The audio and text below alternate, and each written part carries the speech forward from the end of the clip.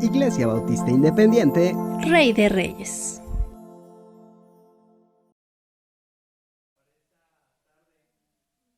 Nos corresponde adentrarnos a lo que dice el capítulo 2 de la carta a los Efesios, de los versículos 1 al versículo 5. Efesios capítulo 2, versículos 1 al versículo 5. Y tenemos por tema el siguiente título: vivificados por Cristo. Veremos a través de este pasaje cómo es que su iglesia, su pueblo es vivificado a través de la obra de nuestro Señor Jesucristo. Así que vamos a leer esta porción y después de eso vamos a orar. Vamos a leerlo de manera alternada, iniciando yo en el versículo 1, me seguirán en el versículo 2 y todos juntos leeremos el versículo 5. Dice así la palabra de nuestro Dios.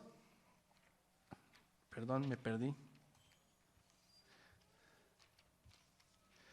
Dice: y Él os dio vida a vosotros cuando estabais muertos en vuestros delitos y pecados.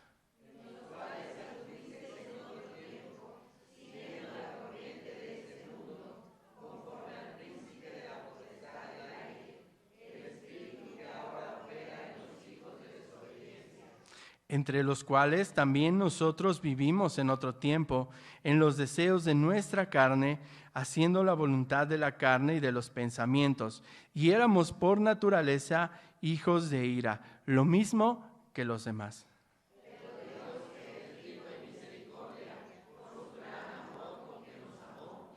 Aun estando nosotros muertos en pecados, nos dio vida juntamente con Cristo.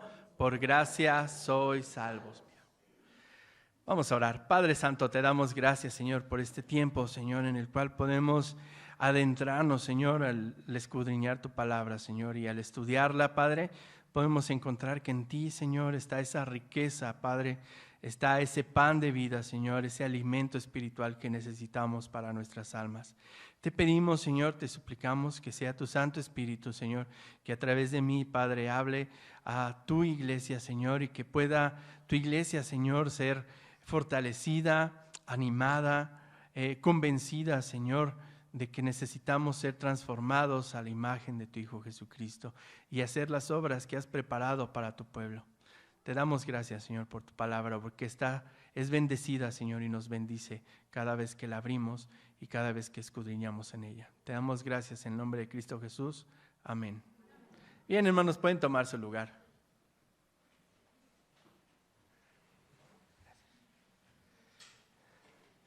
Ahora estamos en esta porción en donde Pablo va a hacer un contraste y va a hablar acerca del proceso de cómo es que Dios nos ha traído a nosotros de la muerte a la vida que ahora podemos disfrutar en Cristo Jesús. En el capítulo 1 vimos que es Dios el que ha hecho la obra desde antes de la fundación del mundo. Es Dios el que desde el plan eterno, Él hizo que hiciese resplandecer en nosotros su rostro. Fue Dios el que para su propia gloria nos llamó para servirle y adorarle solamente a Él. Y los efesios, tanto los efesios como nosotros necesitamos entender esto. No olvidarnos de dónde procedemos, de dónde hemos venido. Y también el riesgo que contrae el olvidarnos de nuestra naturaleza, que sin duda hemos sido rescatados y hemos obtenido ahora por esa gracia una naturaleza nueva, una nueva criatura ha sido formada en nosotros a través de esta obra. Ciertamente seguimos en esta lucha contra nuestra propia carne. Y el principal enemigo de nuestras almas somos nosotros mismos, los cuales caen en ese pesimismo, en esa costumbre o en esa religiosidad que nos tapa la vista de quién realmente es Dios, de conocer quién realmente es nuestro Dios y de conocer también las riquezas tan grandes que tenemos en nuestro Dios. En el capítulo 1 vimos que Él nos ha bendecido con toda bendición espiritual, con toda, ¿verdad? Veíamos que era toda bendición espiritual en los lugares celestiales en Cristo. Y nosotros vamos por la vida buscando todo tipo de bendiciones, ¿verdad? Buscamos bendiciones de nuestra salud, bendición económica, y a todo le llamamos, a todo lo bueno que nos pasa le llamamos bendición. Pero tenemos una mayor bendición y es la obra de nuestro Señor Jesucristo en nuestra vida. Y mientras nosotros sigamos con nuestra mirada en este ámbito terrenal, nos privaremos de estar viendo qué es lo que Dios está haciendo, de conocer a nuestro Dios, porque eso es lo principal, esa es la meta del cristiano, conocer al Dios que le salvó.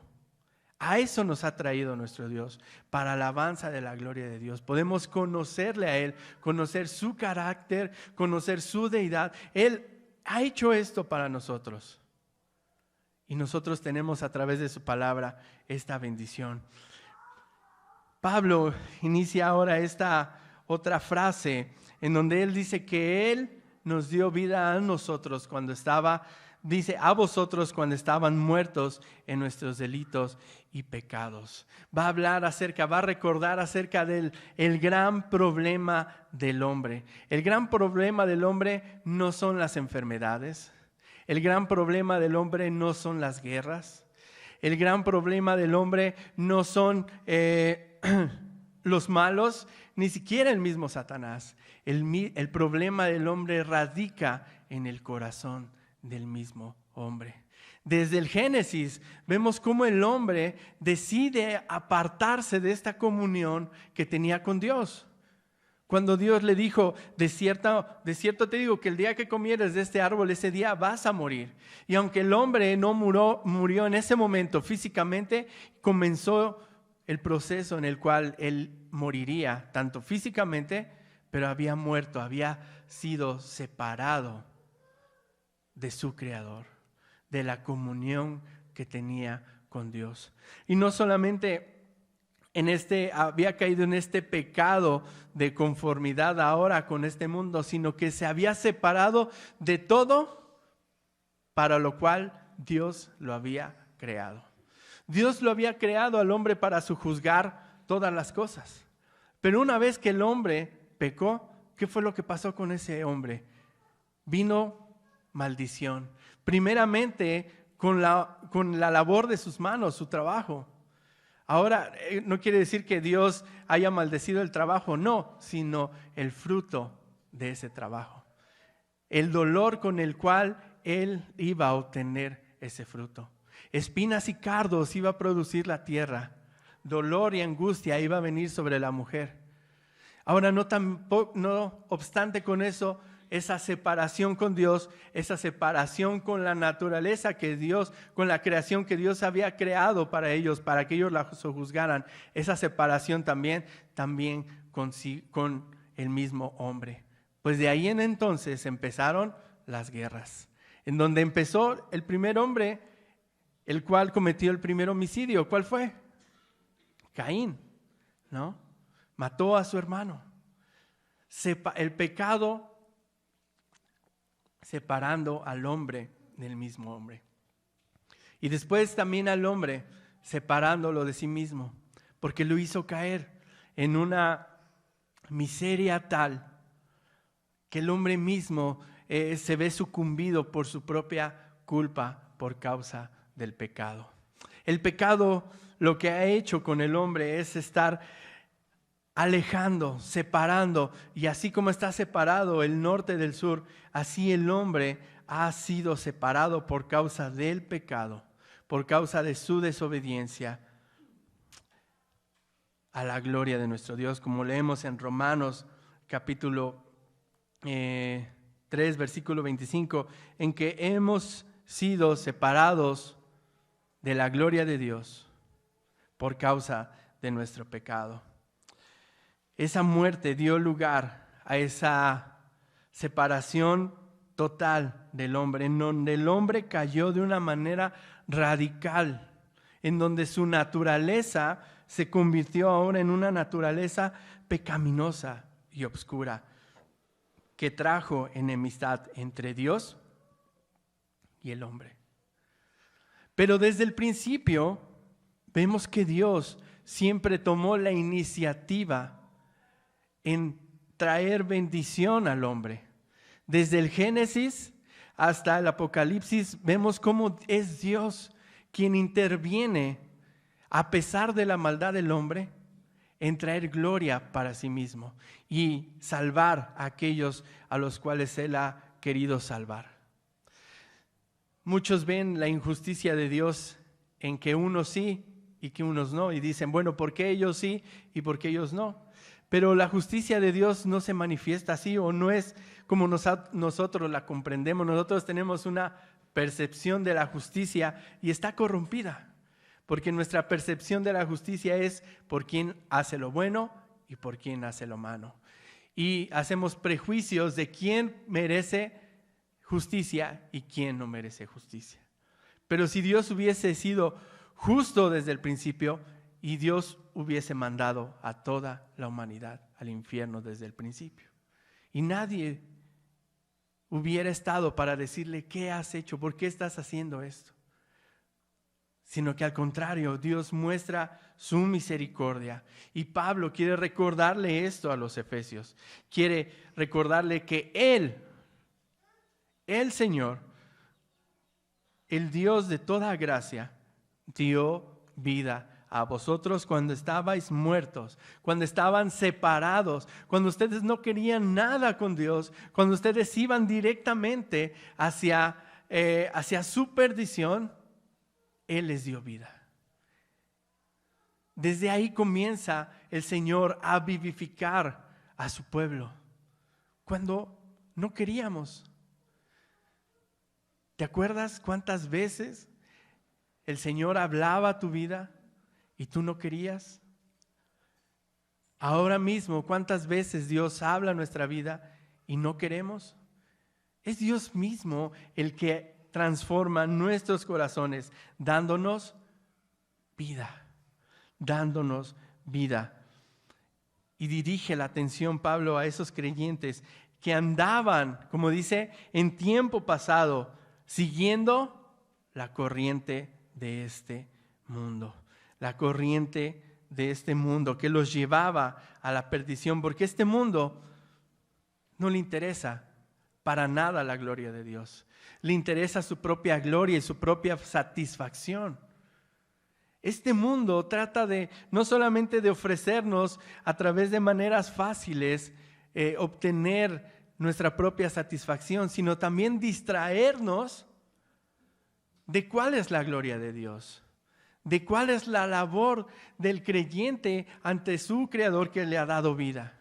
Y lo que va a hacer siempre es distraernos, porque este mundo lleva así una corriente. Y no solamente eso, sino que dice que está gobernada por el príncipe de la potestad del aire, que es el espíritu que ahora, dice, gobierna sobre los hijos de desobediencia. Nuestra condición corrupta, la condición corrupta del ser humano, no busca ni la santidad, ni la rectitud, ni la bondad, ni lo que la palabra ofrece, sino que la palabra desde siempre ha dicho que el hombre lo que busca es la impiedad, la injusticia.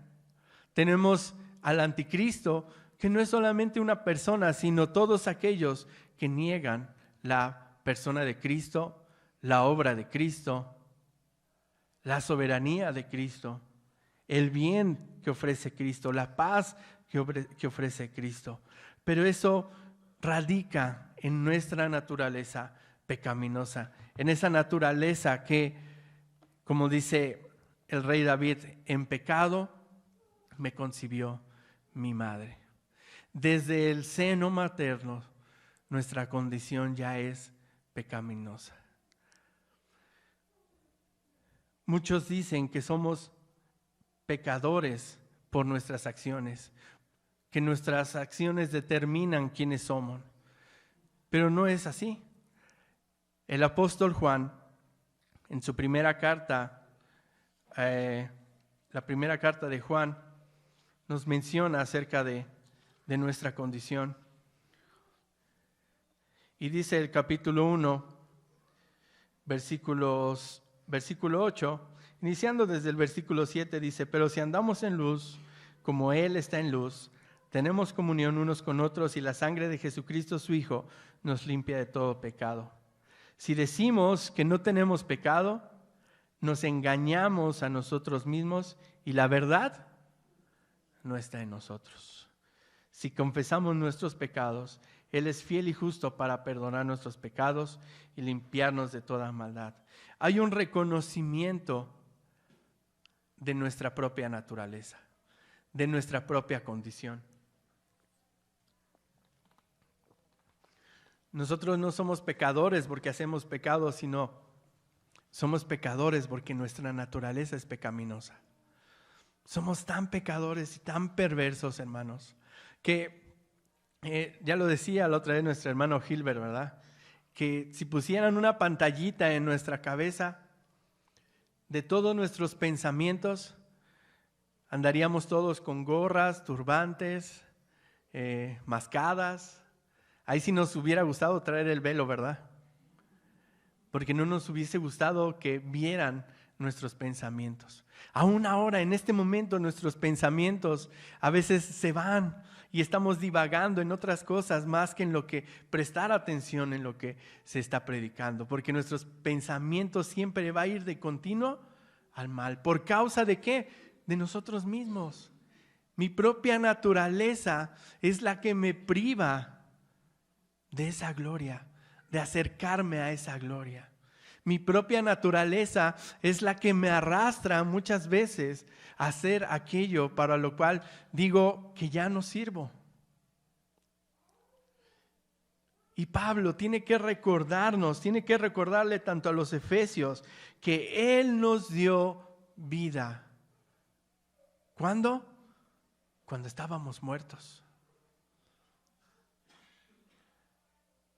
Nosotros no queríamos nada. Y es como Lázaro. ¿Qué actitud pudo haber tenido Lázaro antes de ser llamado por el Señor Jesucristo a vida? Nada. Él estaba muerto. Todos compartían esa realidad de que un amigo, un familiar había fallecido desde hace ya varios días. Y él estaba en la tumba, muerto. No había nada en él ni en los demás que pudiese traer a la vida una vez más a ese amigo que tanto querían, Lázaro. Solamente fue Cristo el que a través de su palabra, ¿qué hizo? Llamó a vida una vez más a este hombre. Cristo solamente es el único que puede darnos vida. Y Él nos dio vida a vosotros, a nosotros. Más adelante va a decir, en el cual también nosotros vivimos en otro tiempo en los deseos de nuestra carne. Va a ser ahora este contraste entre lo que el mundo ofrece, también lo que nuestra propia vida quiere para satisfacer nuestros propios deseos, haciendo siempre la voluntad de ¿qué? De la carne y de los pensamientos. Éramos esclavos de nuestros propios pensamientos, pero es más, ni siquiera lo sabíamos. Simplemente actuábamos bajo esa misma naturaleza. Y a veces así actuamos, bajo la influencia de esa misma naturaleza. No nos detenemos a pensar si está bien o está mal, si es lo que le agrada a Dios o no le agrada a Dios, sino que actuamos. Y es por causa de esa naturaleza. ¿Por qué suceden los chismes? ¿Por qué suceden las envidias? ¿Por qué sucede el distanciamiento, los odios, las calumnias, los homicidios? Todo radica aquí, en este corazón, que es tan perverso y que si no es por la obra de Cristo en nuestra vida, nosotros ya hubiésemos hecho cualquier otra cosa. Pero jamás buscar a Dios, sino es a través de la vida que Él ha ofrecido a nosotros para seguirle a Él, para ser vivificados en Él. Con esa descripción de nuestra naturaleza, con esa descripción de lo que nosotros éramos y de lo que aún otros son, como dice al final del versículo 3, naturaleza a hijos de ira. ¿Y cuál es esa ira? Pues la ira de Dios por causa de nuestros pecados, por causa de los pecados del hombre. A veces el hombre tiene miedo al castigo, que es el infierno. Tiene miedo a la desesperanza, tiene miedo a la aflicción, a lo que pase por causa de los pecados. Pero fíjate lo que dice Mateo capítulo 10, versículo 28. Alguien, si gusta, puede leerlo, por favor.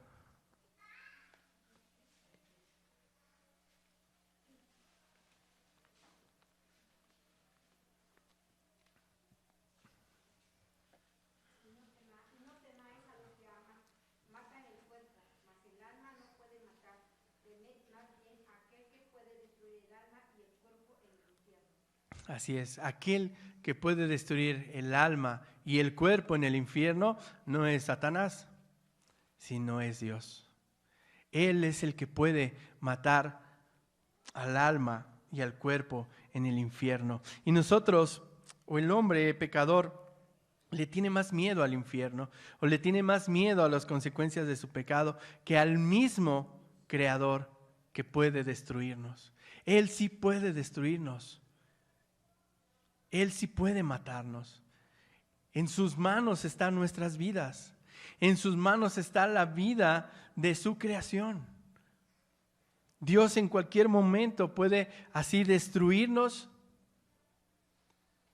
y no hay quien le diga nada, porque es su ira. Y muchos están por naturaleza hijos de ira. Y así como dice Pablo, éramos lo mismo que los demás.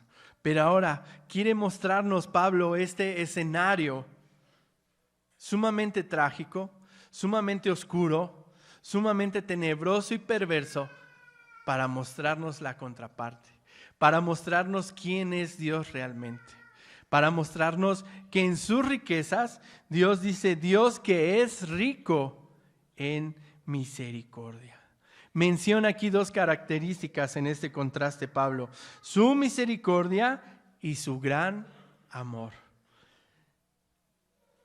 En contraste con lo que el hombre puede ofrecer, con en lo que el hombre está sumergido, Pablo presenta a Dios como rico en misericordia. Y esta palabra misericordia se define como el atributo divino en cuya virtud Dios perdona y remedia los pecados de sus criaturas. Esa es la misericordia. A veces nosotros lo confundimos con la compasión. Nosotros a veces sentimos compasión por las personas, pero no es lo mismo sentir compasión. Dios tiene compasión y además actúa en pro de sus criaturas caídas. Eso es lo que hace su misericordia. Y dice que es sumamente rico. Infinitamente, podríamos decirlo, rico, porque así como Dios es infinito y eterno, su misericordia también es rica, infinita y eterna. Bien lo dice Lamentaciones capítulo 3, versículo 23, que dice que su misericordia son nuevas cada mañana. Su misericordia habla de que es eterna. Su misericordia habla de que es infinita. Pero no es para que nosotros nos dé libertad para pecar, como dice Pablo también a los romanos. No es que su gracia nos dé libertad para pecar. Por eso Pablo toma estos primeros 3 versículos para recordarnos de dónde hemos sido sacados. ¿De dónde hemos sido libertados? ¿Hacia dónde íbamos? ¿Cuáles eran los cargos que había en nuestra contra? Para que esta misericordia tenga sentido en nuestra vida. Porque muchos dicen, bueno, si Dios es rico en misericordia, entonces Él me tiene que perdonar mis pecados. Él tiene que perdonar y amarme tal y como soy. Y no es así, hermanos. Por eso Pablo decide empezar con esto. Dice, Él os dio vida cuando estaban ustedes muertos en sus delitos y pecados, y cuando andábamos en nuestras concupiscencias, en nuestros malos deseos, en nuestras borracheras, en nuestras fornicaciones, en nuestros pecados, en nuestros delitos, Dios nos dio vida, porque Él es rico en misericordia.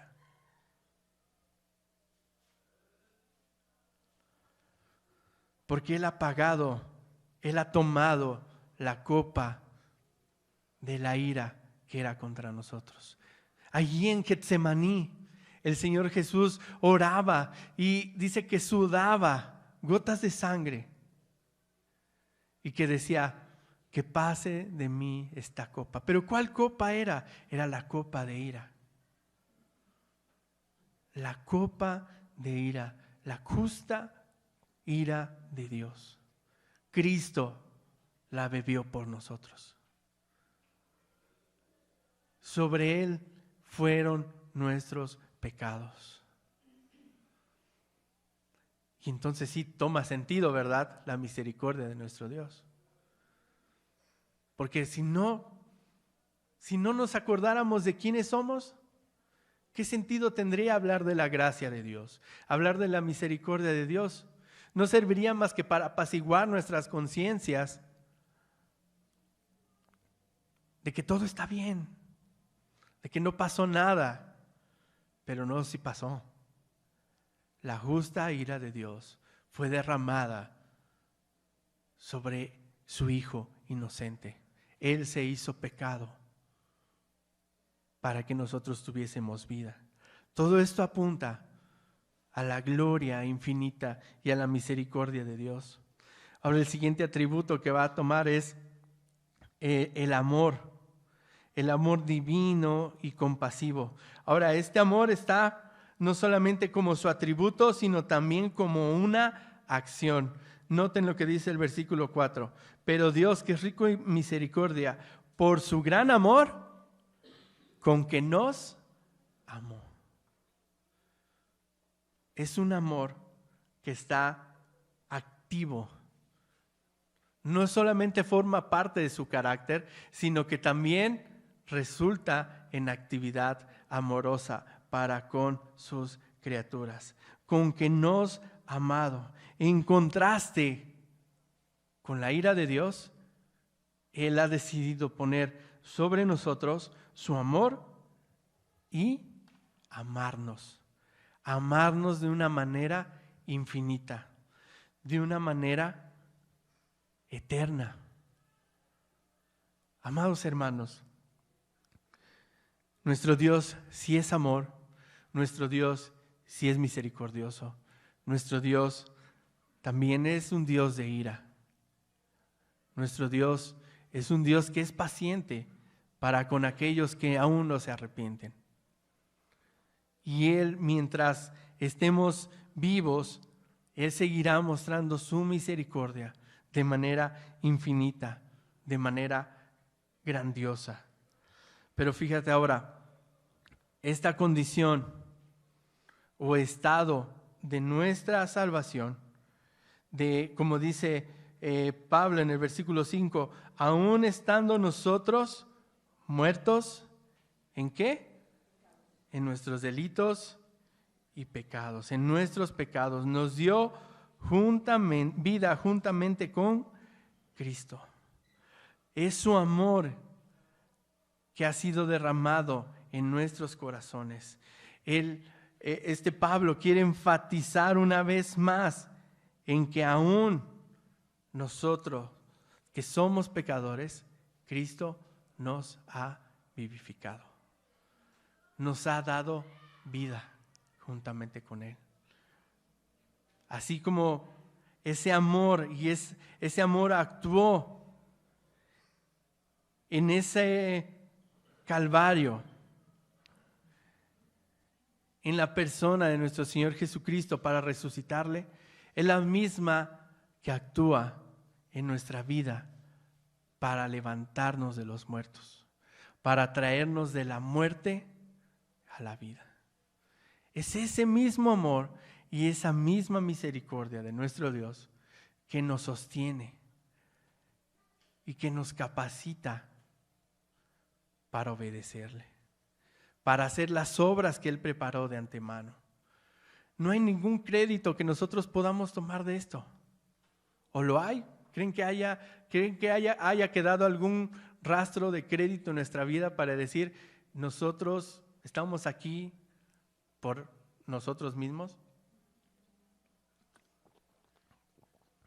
¿Algún 0.1% de nosotros decidió estar aquí?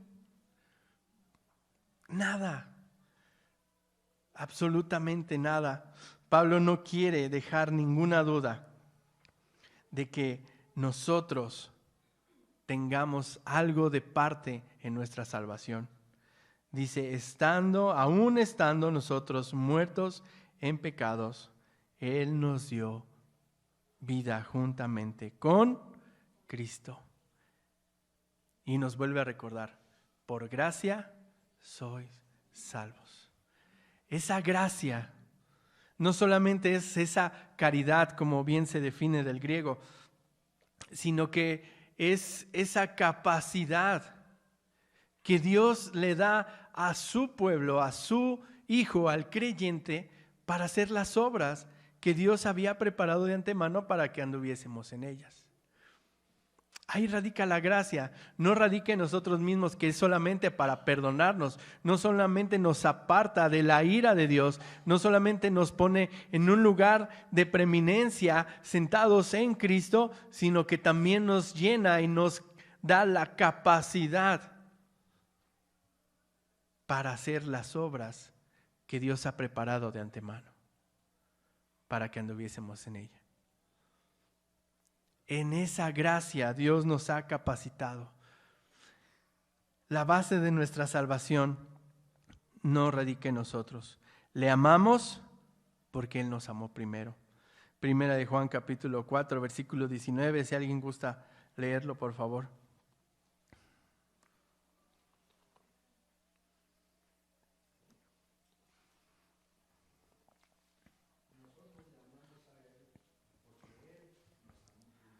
Así es, porque Él nos amó primero.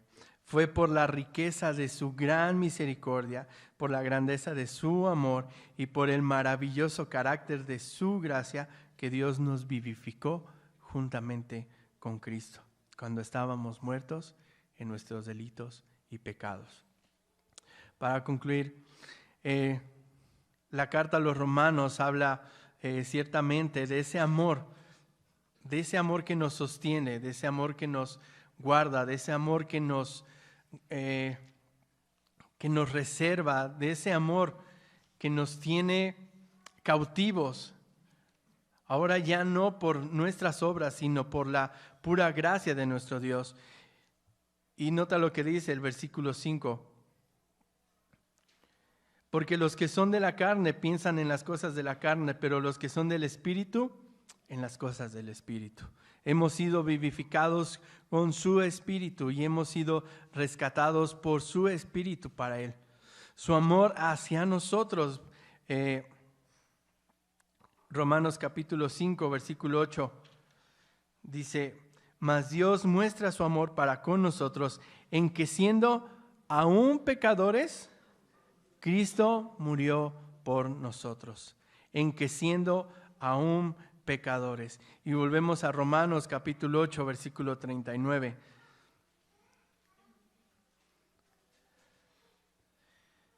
Dice, ni lo alto, ni lo profundo, ni ninguna otra cosa creada nos podrá separar del amor de Dios que es en Cristo Jesús, Señor nuestro. Tenemos una seguridad. Y esa seguridad de nuestra salvación no es que nosotros la hayamos obtenido, sino que se nos fue entregada por ese gran amor con que Cristo nos amó. Y ese gran amor es el que nos sostiene, aun que somos y seguimos siendo pecadores. Él sigue dándonos su amor. Su amor no cambia, hermanos. Si nosotros fracasamos, si nosotros somos infieles, como dice la primera carta a Timoteo, Él sigue siendo fiel. Dejemos de pensar en nuestras obras. Nuestras obras no están determinadas por lo que Dios haga o deje de hacer, no, sino porque nosotros hemos decidido desobedecer a Dios.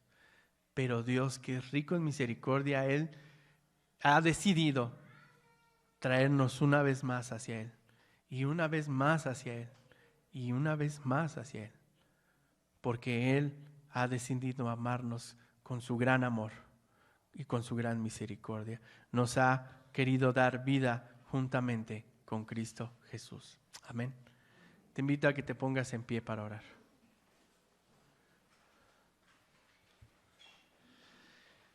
Padre Santo, gracias, Señor. Gracias porque tú nos diste vida juntamente con Cristo Jesús. Tú nos diste esa vida eterna. Tú nos diste ese amor tan grande. Tú nos amaste primero. Tú nos vivificaste y nos has hecho resplandecer tu rostro en nosotros para que nosotros podamos reconocer primeramente nuestra condición tan necesitada de ti, Señor, tan necesitada de tu gracia. Padre, te suplicamos que tú, Señor, sigas haciendo la obra en nuestra vida como hasta ahora. Síguenos ayudando, Padre, a no olvidar, Padre, nuestra condición, pero al mismo tiempo, Señor, recordar que con tu gracia y con tu misericordia hemos sido salvados para un propósito eterno y para contemplar tu grandeza y tu majestad, Señor, a través de tu palabra y a través de la obra de tu Santo Espíritu. Gracias porque nos sigues vivificando, sigues trayendo a nosotros esa vida, la cual nosotros no podemos obtener por nosotros mismos. Somos pueblo tuyo y ovejas de tu prado. Estamos en tus manos, Señor. Y en tus manos nos seguimos encomendando, Padre, para las obras que has preparado para tu iglesia, Señor. Te agradecemos, Señor, y bendecimos tu nombre, Señor, porque eres digno de recibir toda honra, gloria y honor por los siglos de los siglos. Amén. Señor les bendiga, hermanos.